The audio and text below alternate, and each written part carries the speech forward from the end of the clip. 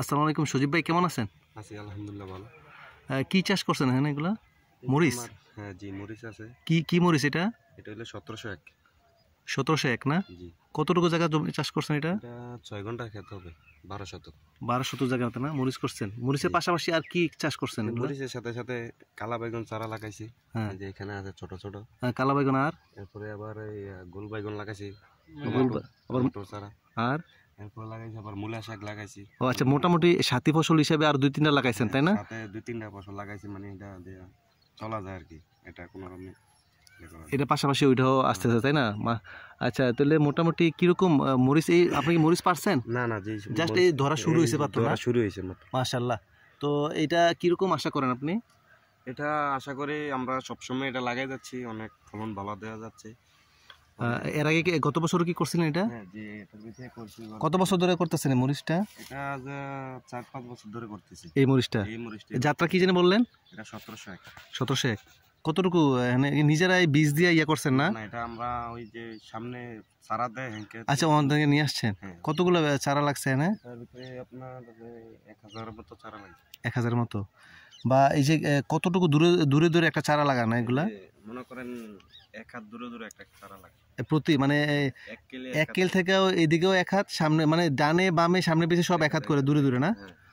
তো আপনি মানে এই মরিচ যারা চাষ করছেন এবং যারা নতুন করে করতে চায় কিভাবে করবে, তাদের উদ্দেশ্যে যদি কিছু বলেন। হ্যাঁ, যদি কেউ করতে চায়, মনে করেন আমরা তো মরিচ যত পাতলা লাগায় এত ফলন বেশি দেখা। আচ্ছা আচ্ছা, এটা বেশি ঘন লাগানো যাবে না তাই না? মনে করেন ঠাইলগুলা মেলতে পারে না, ফলনগুলো নামতে পারে না। যত পাতলা লাগাবেন ঠাইলগুলা বড় হইব, ঠাইলের ভিতরে মরিচগুলা বেশি আসবে।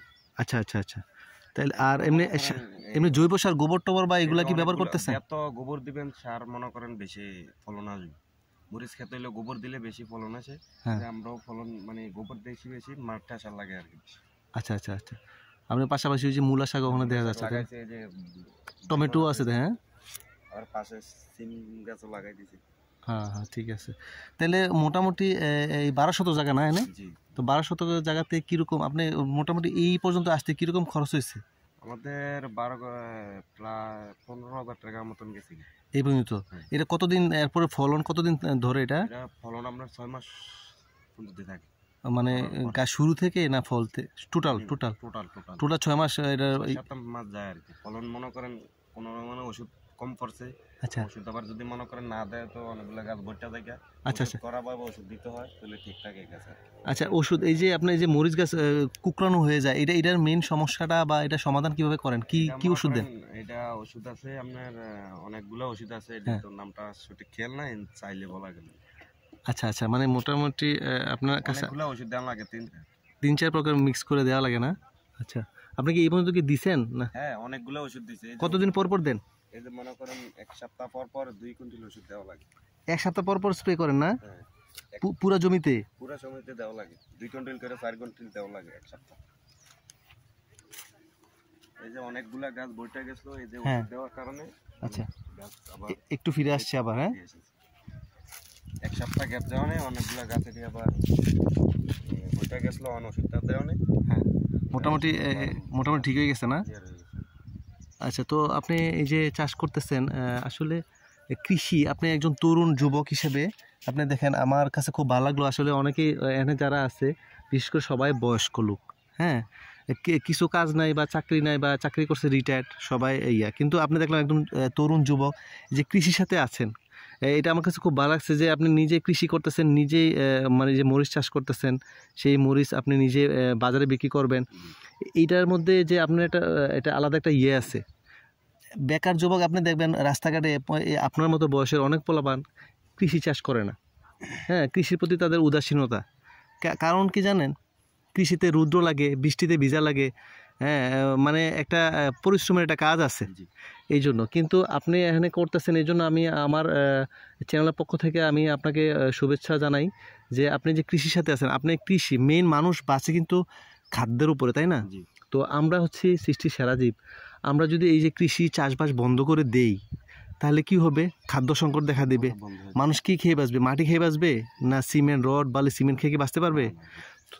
অবশ্যই আমাদেরকে কৃষির সাথে থাকতে হবে। কৃষি ভালোবাসতে হবে, কৃষি বিভিন্ন যে সবজি ফসল এগুলো ফলাতে হবে। এই জিনিসটা কিন্তু অনেকের মধ্যে নাই, শুধু মোবাইল নিয়ে একটা হুন্ডা নিয়ে ঘোরাঘুরি করে, হ্যাঁ, কৃষি চাষবাস করে না। এটা কিন্তু খুবই মানে আসলে বাংলাদেশ বলেন সারা বিশ্বের জন্য খুবই একটা ক্ষতিকর একটা প্রভাব ফেলবে এটা, তাই না? মূলা লাগাইছে, টমেটো লাগাইছে, কালো বাগান লাগাইছে, তারপরে মরিচ, মোটামুটি মিশ্র সবগুলোই আছে, মানে নিজেও খাইতে পারবো, তারপরে বাজার দিতে পারবো। আচ্ছা সজীব ভাই, আপনি যে এই যে চাষবাস করতেছেন, কৃষি সাথে আছেন, আপনি যখন কোদাল দিয়ে কাজ করেন তখন কি পায়ে কিছু বা যে গ্রাম বোর্ড এগুলো ব্যবহার করেন? না না, জি না। তো এই আশেপাশে কেউ গ্রাম বোর্ড করে না এদিকে? কেউ ব্যবহার করে না। ও কিনতেও 500 টাকা লাগবে মিনিমাম একজন কিনতে। 500 টাকা কে দিব? মনে করেন ফসলগুলো করতে অনেক কষ্ট হয়ে যায়। আচ্ছা আচ্ছা আচ্ছা, এটা একটা বিষয়। আচ্ছা, এটা এনে একটা বিষয়। আর আপনি যখন এই যে ওষুধ স্প্রে করেন, কিছুক্ষণ আগে বললেন যে কীটনাশক স্প্রে করেন, হ্যাঁ, ওই যে এই যে মরিচের কুকরানো ইয়ার জন্য, তখন কি আপনি এই যে মাস্ক বা এইসব কিছু ব্যবহার করেন? এগুলা কোনো ব্যবহার করা হয় না। না, এটা কিন্তু আপনার স্বাস্থ্যের জন্য অনেক ক্ষতিকর। শুনেন, আমরা চাষ করতেছেন ঠিক আছে, আর যে এই যে ওষুধটা স্প্রে করলেন কীটনাশকটা, তো এর কতদিন পরে এই ফসলটা তুলতে হবে বা বাজার দিতে হবে, এটা কি জানেন? জি জানি। এটা মিনিমাম 10 দিন কি 1 সপ্তাহ লাগে এটা ওষুধটা কাটাতে। এরপরে মাশাআল্লাহ, চমৎকার। মোটামুটি আপনি আধুনিক তরুণ কৃষক, বোঝা গেল যে মিনিমাম একটা জিনিস আপনি জানেন, যেটা বিষ। এই যে কীটনাশকটা, এটা কিন্তু বিষ আপনি দিচ্ছেন জমিতে, তাই না? বিষ দিচ্ছেন যে অন্যান্য পোকামাকড়গুলো মারার জন্য। তো ওই বিষটা যদি আপনি আবার দেখা যাচ্ছে যে আজকে আপনি দিলেন বিষটা, কালকে আপনি বাজারে মরিচ নিয়ে গেলেন, তখন কী হবে? এই মরিচটা আপনি ঘরে খাবে বা বাইরে বাজারে মানুষ খাবে, তো মানুষের এটা স্বাস্থ্যের ক্ষতি হবে। আমাদের তো নিরাপদ খাদ্য, নিরাপদ খাবার তো দরকার, তাই না? আপনি যে খাবারটা তৈরি করতেছেন এটা যদি নিরাপদ না হয়, তাহলে আপনিও অস্বাস্থ্যকর, মানে অসুখ বিসুখ হবে, মানুষের অসুখ বিসুখ হবে, তাই না? এটা অনেক খারাপ, তাই না? আচ্ছা, আর আরেকটা জিনিস হচ্ছে, আসলে আধুনিক কৃষিতে এখন হচ্ছে মানে উত্তম কৃষি চাষ, হ্যাঁ, এটা হচ্ছে GAP, গ্রেট এগ্রিকালচারাল প্র্যাকটিস। তো এটা নতুন সিস্টেম চালু হয়েছে এই জন্য যে আপনাদের অ্যাওয়ারনেস করার জন্য, যাতে কৃষকরা এই যে আপনি কোদাল দিয়ে কাজ করলে তখন যাতে গ্রাম বোর্ডটা পড়েন, হয়তো 500 টাকা একদিনে আপনি যাবে, আপনি কিন্তু 8 বছর 10 বছর গ্রাম বোর্ড ব্যবহার করতে পারবেন। 1 নাম্বার। 2 নাম্বার হচ্ছে যখন আপনি স্প্রে করবেন বা কোনো কীটনাশক ব্যবহার করবেন, তখন আপনি মাস্ক ব্যবহার করবেন, এটা আপনার স্বাস্থ্যের জন্য এটা ভালো থাকবে। আর 3 নাম্বার হচ্ছে যখনই কোনো ফসল তুলবেন, এর আগে যদি কীটনাশক দিয়ে দেখেন, তারপরে মিনিমাম 10 থেকে 15 দিন আপনি এটা বাজারে নেবেন না। আপনি এটা জানেন, আপনি ফলো করেন, আলহামদুলিল্লাহ, মাশাআল্লাহ।